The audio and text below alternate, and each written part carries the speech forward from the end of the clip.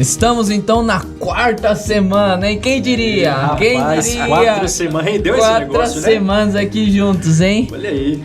4 semanas já estudando a lição dos jovens do segundo trimestre de 2021 com o título Aliança. Aliança. É isso, Aliança. E aqui a gente se diverte E olha falando... que a gente pensava que a aliança era só um negócio de botar no dedo. É muito mais do que isso. Muito mais. É um tema bem profundo, pode-se dizer assim, né? E estamos aqui rodeados de pessoas agradáveis, pessoas que a gente tem rido bastante, tem aberto o nosso coração. O King Naldo, o Reinaldo, tem feito a gente chorar com as experiências dele. Então, tá sendo muito bom e eu espero que esteja sendo bom para você também. Então, por favor, compartilhe o que você está ouvindo. Se você está vendo, compartilha. Se você está ouvindo, compartilha também. Porque nós vamos alcançar mais pessoas para o reino de Deus. Amém ou não? Amém. Obrigado aí pela Foco resposta. Vamos lá então. O que nós vamos fazer? Sempre tem uma curiosidade no começo do podcast, né? Para conhecer melhor vocês. Hoje é qual? Hoje eu quero saber. É simples. É simples. Quero saber X9. qual é o...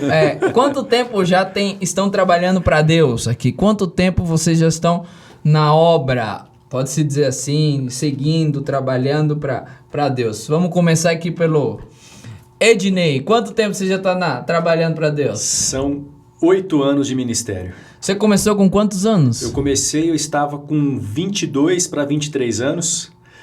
E atualmente estou com 30, faço 31 esse ano. E desde então, 8 anos Você de experiência. Você está no 9º ano? Eu estou no meu 9º ano agora. 8 anos completos e estou no 9º ano de ministério. Legal. Eu vou falar agora e por último eu vou deixar o Reinaldo.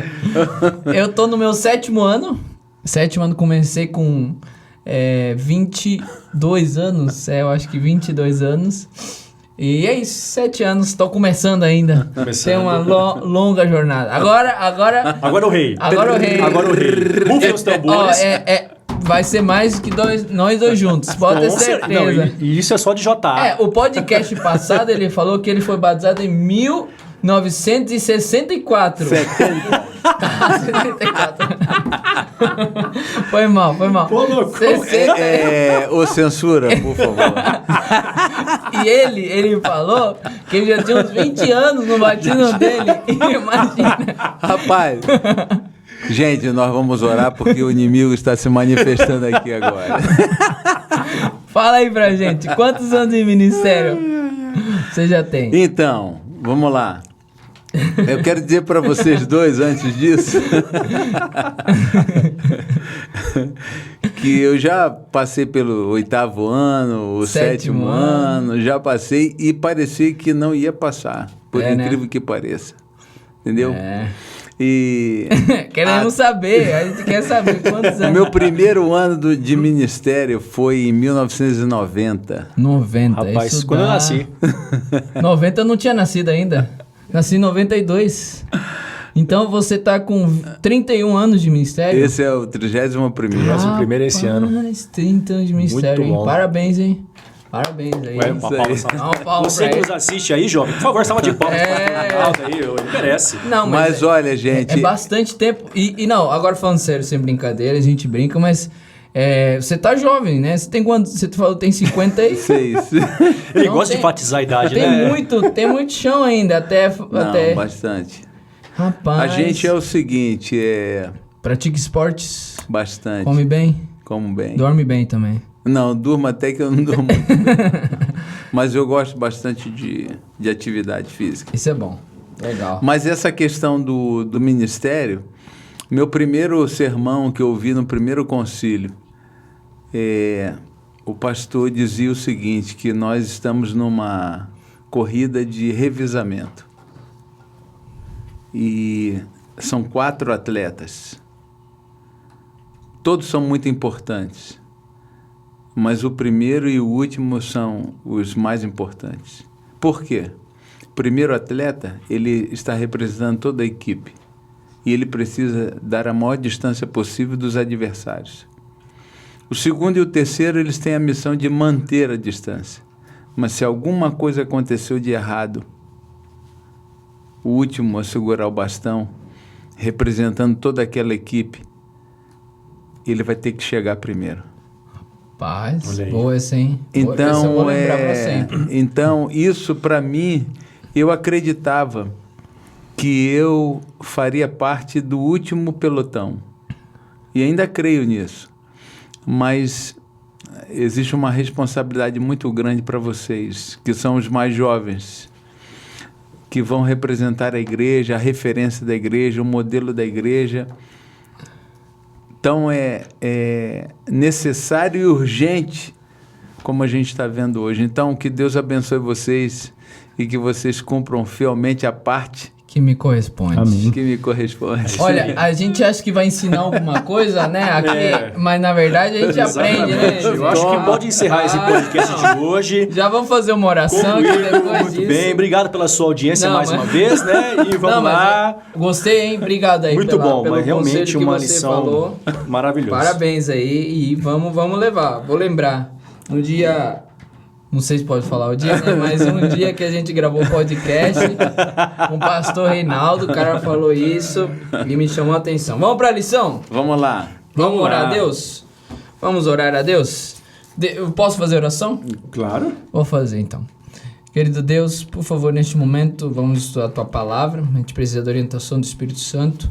Os jovens, as pessoas que estão ouvindo também precisam que o Senhor possa alcançar essas pessoas. Talvez alguém ouviu e recebeu o link deste podcast e se recebeu porque Deus tem um propósito para a vida dele. Amém. Por favor, nos acompanhe, isso que eu te peço, em nome do Senhor Jesus. Amém. Amém.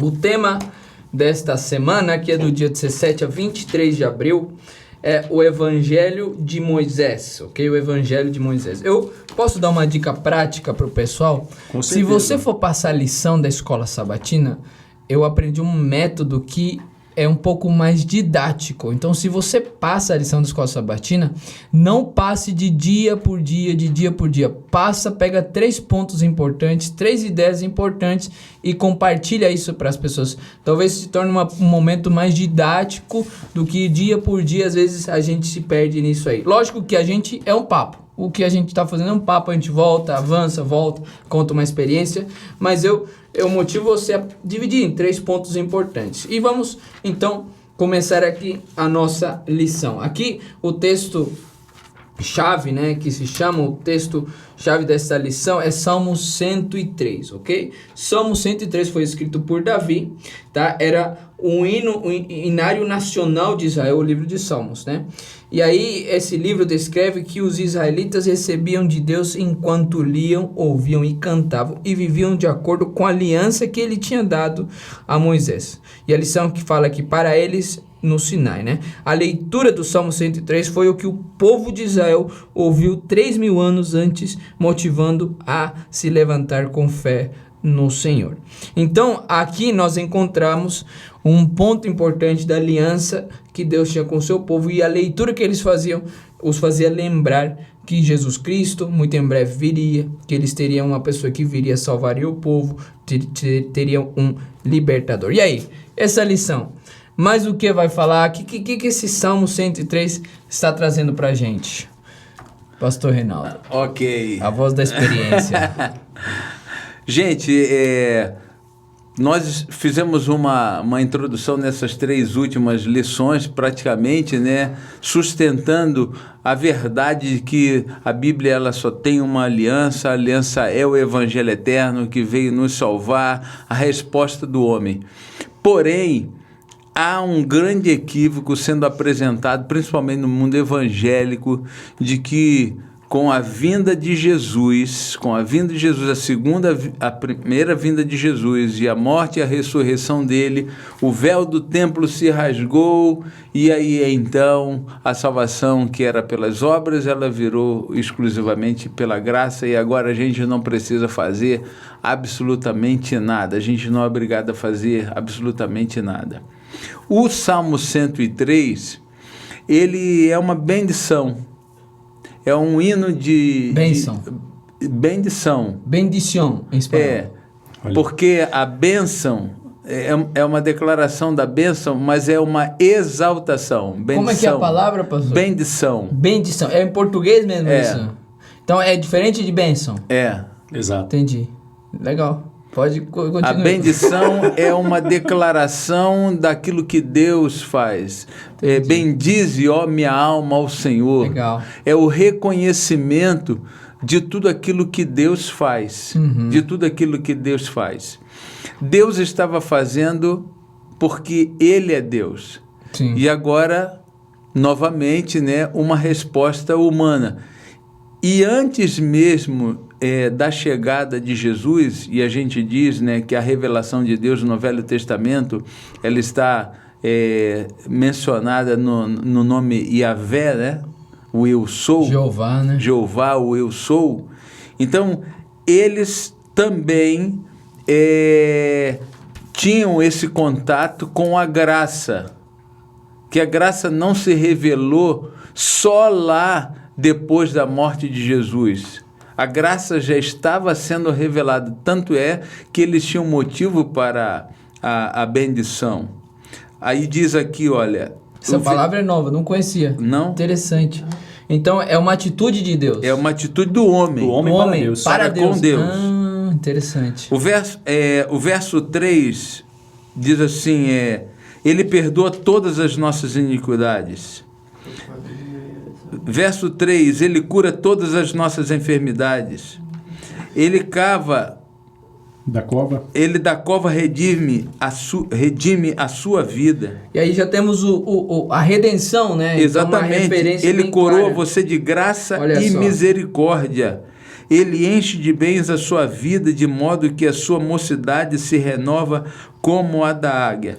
Então, o salmista, ele está fazendo um destaque aqui na manifestação da graça, na manifestação da justiça. Legal. Que acontece mesmo antes da volta de Jesus. Então, não é um fato que está acontecendo pela primeira vez só depois que Jesus morre. Então, a salvação sempre foi pela graça. Tanto é que ele tem esses motivos todos para agradecer a Deus. E uma coisa interessante, né, que o verso 6 aí no mesmo Salmo, ele vai fazer um apanhado, né, desses benefícios que apresentam aí do verso 3 até o verso 5, dizendo: o Senhor faz justiça e defende a causa dos oprimidos. É curioso você perceber, né, que no Antigo Testamento o conceito de Deus fazer justiça ou de Deus trazer justiça está associado à ideia da salvação.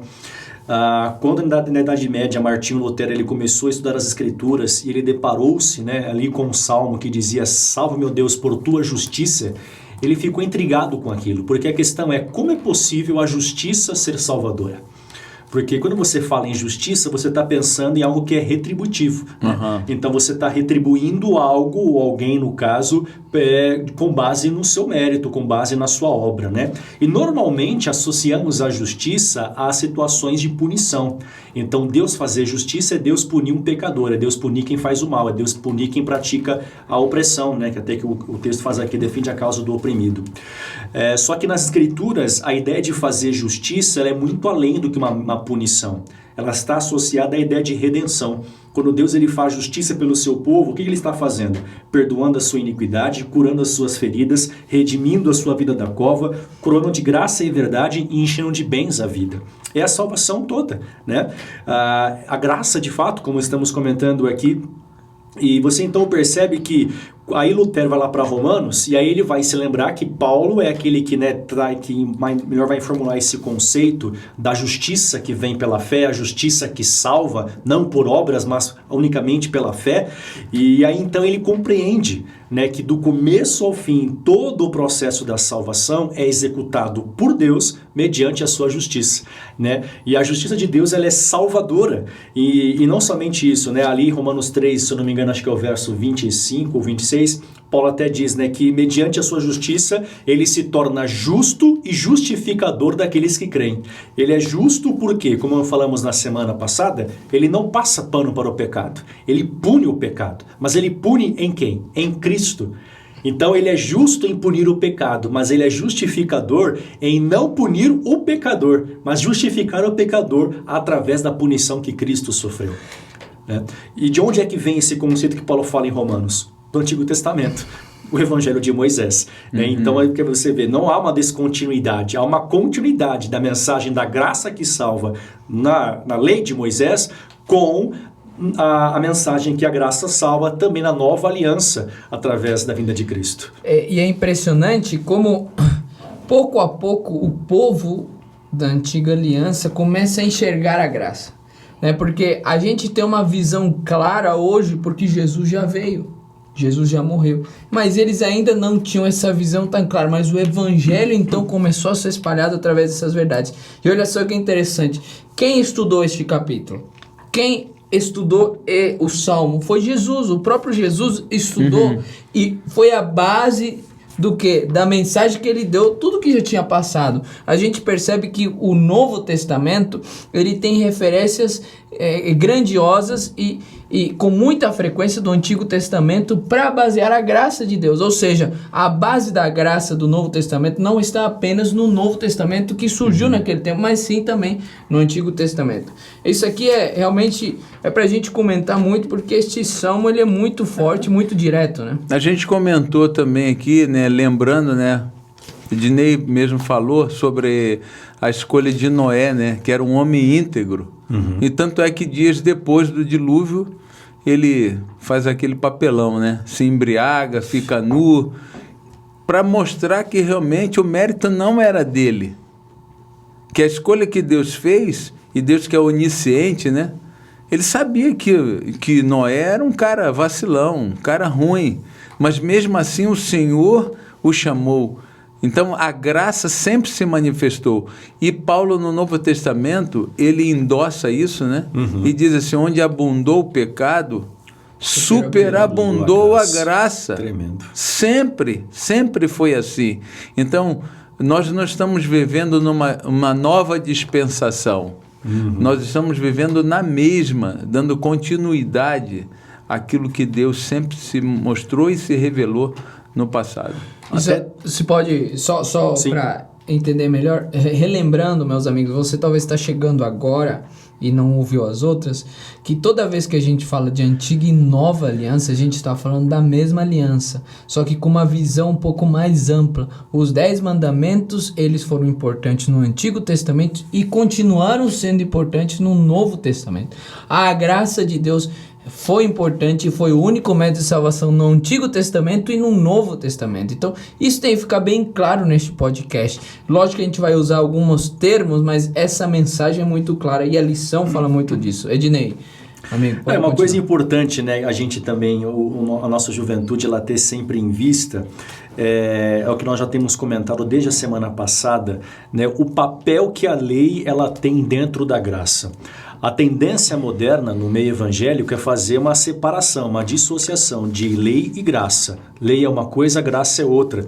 Inclusive, aqueles que são adventistas do sétimo dia, como é o nosso caso aqui, por exemplo, por reiteradas vezes, nós somos acusados de sermos legalistas, né? De que somos sabatistas e a gente crê que só quem guarda o sábado é quem está salvo, só quem não come carne de porco, quem não faz isso, quem não faz aquilo. E é engraçado porque quando você vai regressar lá, né, você resgata nossos primórdios da história da nossa igreja, houve um tempo em que realmente o movimento adventista ele tinha isso muito forte, né, de ser um povo legalista. E os nossos pioneiros, na verdade, claro, nós entendemos que a revelação da verdade ela é progressiva, já comentamos aqui. Isso é importante, né? Por muitos momentos a gente vai aprendendo, exato, né? Vai vendo, vai evoluindo, né? Você vai entendendo melhor as coisas. Mas os nossos pioneiros, de fato, eles tinham essa noção assim bem legalista de fato. Era comum você ver, por exemplo, pastores adventistas que eles iam em igrejas não adventistas debater com os líderes daquelas denominações e o ponto principal que eles utilizavam era a lei. E claro, um adventista que conhece bem a Bíblia é um campeão no entendimento da verdade, das escrituras, e eles sempre vai se dar bem numa discussão dessa, só que aí é que tá, né? Além dele estar fazendo algo de uma maneira talvez não muito adequada, não coerente, estavam usando uma premissa também que não era correta, porque eles estavam se baseando na obra, na lei, quando na verdade a lei era apenas uma consequência de algo muito maior, que é a salvação pela graça. Aí nós temos aquele famoso evento, né, com 2 grandes personagens do adventismo, 1888, com Wagner e Jones, né, dois jovens, uma mente brilhante, inclusive. Ellen White, ela fala muito bem sobre eles dois, ali nesse princípio, né, da sua carreira. Dois jovens que foram às Escrituras encontrar a mensagem de uma salvação pela fé, que do começo ao fim das Escrituras, né, a salvação é sempre pela graça, mediante a fé. E aquilo causou um choque para a igreja, né? Tem até um livro da Casa Publicadora chamado A Mensagem, de 1888, fica aí a dica para a nossa juventude pesquisar e estudar. Houve lá um concílio, né, na cidade de Minneapolis, nos Estados Unidos, e foi debatida essa questão, essa discussão da justiça pelas obras, da justiça pela fé. Então, concluímos que, de fato, a salvação ela é pela fé. Só que hoje, se a gente for analisar, talvez a gente, em teoria, acredite na mensagem da justificação pela fé, mas continue vivendo de uma forma que a salvação vem pelas obras.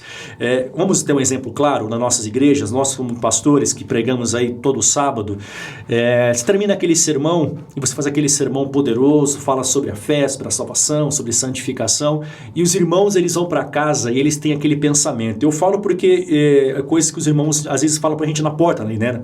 Comentando, olha pastor, depois do sermão de hoje eu entendi que eu preciso orar mais, eu preciso ler mais a Bíblia, eu tenho que vir mais à igreja, eu tenho que ser mais fiel nisso, tenho que fazer mais aquilo. E eu comecei a pensar, por que as pessoas elas sempre saem da igreja depois dos nossos sermões se perguntando ou ali, né, afirmando a elas mesmas que elas precisam fazer alguma coisa. Eu tenho que fazer isso, senão eu não estou salvo. Eu preciso fazer isso urgentemente, senão eu não vou para o céu. Quer dizer, nós vivemos uma religião legalista. Não estou aqui culpando a igreja, né? Mas eu estou mostrando como a nossa atitude continua, a nossa tendência continua sendo essa, de ser uma religião legalista, né? Quer dizer, eu saio da igreja pensando o que eu tenho que fazer. Um famoso pastor americano, eu gosto muito dele, pastor Timothy Keller, ele tem uma frase que ele diz, ao invés de você sair da igreja se perguntando o que você tem que fazer, você precisa sair dela dizendo, ele já fez tudo por mim.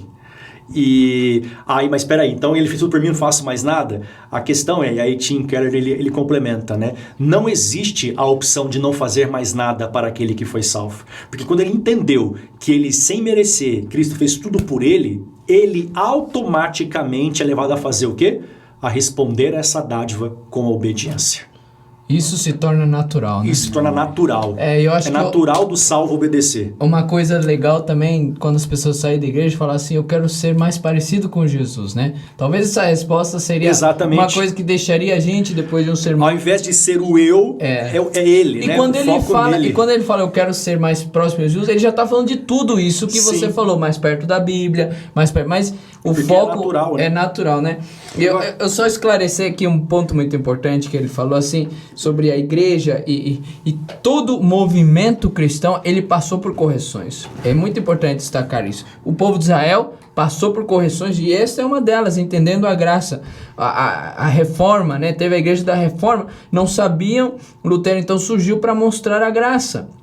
E o movimento cristão começou a crescer. O começo da igreja adventista foi assim também. Eles começaram a entender pouco a pouco, de alguma forma iam para um caminho que não devia, e Deus levantou pessoas para que eles pudessem entender que a graça basta para aquele que aceita Cristo Jesus, e automaticamente a gente segue os mandamentos, segue os princípios bíblicos. Então, é muito importante destacar isso. E você passa por esse processo também. Todos nós passamos por esse processo, por essa correção, por esse cada vez mais perto de Cristo, e é isso que Deus quer, e a lição comenta um pouco sobre isso. Pastor? Olha, esse discurso, essa nossa diferença de idade, né, de tempo, não significa experiência, significa visão por conta de circunstâncias. Vocês dois, naturalmente, vocês são mais jovens e vocês têm uma percepção diferente da realidade do mundo por conta de tudo aquilo que é o conjunto de coisas que cada um viveu, né? Cada um viveu. Mas pensa bem, todos esses episódios históricos no desenvolvimento disso na história do Adventismo, eles trouxeram esclarecimento para que a aplicação prática da doutrina ela fosse uma coisa real, evidente, correta também. A gente hoje, principalmente no comportamento dos jovens, os jovens eles estão dizendo que eles têm a Cristo, mas eles não têm relacionamento. E eu falo isso mais especificamente para o jovem, porque esse é um programa especificamente para o jovem. Mas isso, na verdade, é para toda a igreja. É verdade. Porque enquanto nós não nos abastecemos, do conhecimento da palavra, porque essas pessoas que viveram o legalismo, né, literalmente apresentado na Bíblia, como Paulo viveu, eles eram profundamente dedicados à palavra. Eles tinham uma interpretação equivocada da palavra, mas eles estavam profundamente enraizados na palavra. E por isso que chegaram onde chegaram. Por isso que chegaram onde eles chegaram. Agora, nós estamos vivendo uma geração que só está se deixando levar pelas influências do relativismo, né? Que como uma onda gigantesca tentam afogar a gente. E aí a gente fala assim, a gente conhece a teoria, como você falou, que a salvação é pela graça, mas é mediante a fé, e a fé se manifesta em obediência, a gente sabe disso, porém, na hora da prática, a gente faz um monte de coisa errada, principalmente essa geração. Então é o seguinte, muito cuidado, isso aí é o tendão de Aquiles. É a parte mais sensível, porque é graça sim, mas não pensa que a graça é barata. A graça custou muito caro. Tem que ter transformação, né? Tem que ter transformação. O cara é igual assim, você falou da tua esposa, né, que está ali, que você pertence a ela, tal. Bonito isso. Agora, se tu não lavar uma louça, se você não lavar um banheiro, se você deixar tuas roupas tudo jogadas lá no chão... Passando tempo com o filho... Ela vai acreditar nisso que você falou? Nenhuma. De forma nenhuma. Então você vai, com as tuas atitudes, você vai revelar o seu amor. E com as nossas atitudes, nós vamos revelar o amor que a gente tem para com Deus. Não é assim, não tem nada a ver, não. Tem a ver, sim. Uhum. Coloque em prática. Exato. Até tem uma frase daquele teólogo alemão, ele, Dietrich Bonhoeffer. As frases é com ele. As frases é com ele. Não adianta. Não, já nos preparando para finalizar. Vai finalizar. Porque as frases... Não, o tempo já passou, mas... Tá bom, deixa quieto. Não, esqueci a frase. Agora nós fala. estamos aqui... Mas Bonhoeffer, ele tem um livro, né, O Discipulado, e ele faz uma analogia da graça, a graça barata. E ele fala, né, que a graça barata é a lei sem o evangelho, mas é também o evangelho sem a lei. Isso é importante. A gente gosta muito de pregar um evangelho, uma graça maravilhosa que salva, que isso, né? A gente gosta muito de usar aquela jovem pecadora de João 8 para dizer, tá vendo? Eu não te condeno. E tá certo, eu não te condeno, é isso mesmo. Mas a gente se esquece que a frase ela continua quando Jesus diz, porém vai e não peques mais. Todo mundo quer ouvir eu não te condeno, ninguém gosta de ser condenado. Agora, todo mundo faz questão de esquecer a parte de não pecar mais, né? É muito fácil hoje em dia o pessoal falar, não, só Deus pode me julgar, porque isso e por aquilo. Até uma vez um jovem falou, pastor, mas Deus é quem me julga. E eu disse para ele, e isso é assustador, porque o livro de Hebreus fala que terrível coisa é cair nas mãos de um Deus irado. Então, se você falar que Deus pode te julgar e isso não te assusta, amigão, alguma coisa está errada. Você não está conhecendo muito bem o Deus da Bíblia, né? Porque ele é misericordioso na medida em que ele é justo também. Ou ele é justo na mesma medida em que ele é misericordioso, né? Então, a gente tem que pregar o Evangelho e colocar a lei dentro do Evangelho. Mas também nunca pregar uma lei sem colocá-la dentro do contexto do Evangelho. Isso, e aí... Finalizando já, que o tempo passa rápido, é muito gostoso e assim, por isso que a gente fica feliz de estar nesse podcast, porque a gente fala coisas que talvez não falaria num sermão, não falaria talvez num vídeo, Você não chamaria de Quinaldo na sua igreja. Quinaldo, não chamaria. E por isso que eu gostaria que você ouvisse isso de coração aberto para coração, porque a gente está demonstrando o que a gente é, falha, as nossas histórias, os nossos desejos, mas com o desejo que todos nós possamos muito em breve morar com Cristo no céu. Então, que você possa ouvir, aplicar isso na tua vida e que a gente possa viver essa caminhada cada vez mais perto de Cristo. Eu finalizo, não com uma frase tão boa quanto a do nosso amigo Ednei, Uma melhor mas ainda. mas com um texto muito bom, que é Caminha Cristo, que diz assim: portanto, nada temos de que nos vangloriar, nenhum motivo para exaltação própria.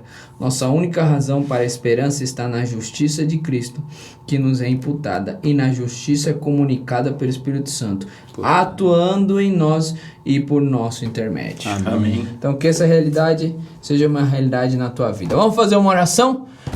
E a gente então se encontra semana que vem, é isso? Nesse mesmo horário, Nesse mesmo horário. canal. Nesse mesmo canal. Muito bom estar com vocês. Bom Pastor Reinaldo, fecha com uma oração pra gente. Vamos orar então. Mais uma vez, Deus, nós te agradecemos por essa graça, por esse favor imerecido, por esse dom. Que a nossa resposta seja na mesma intensidade, com uma vontade imensa de te dizer muito obrigado, através da nossa obediência. Se falhamos, por favor, que hoje, novamente, uma aliança histórica seja construída em nossa vida. É o que nós te pedimos em nome de Jesus. Amém. Amém. Amém.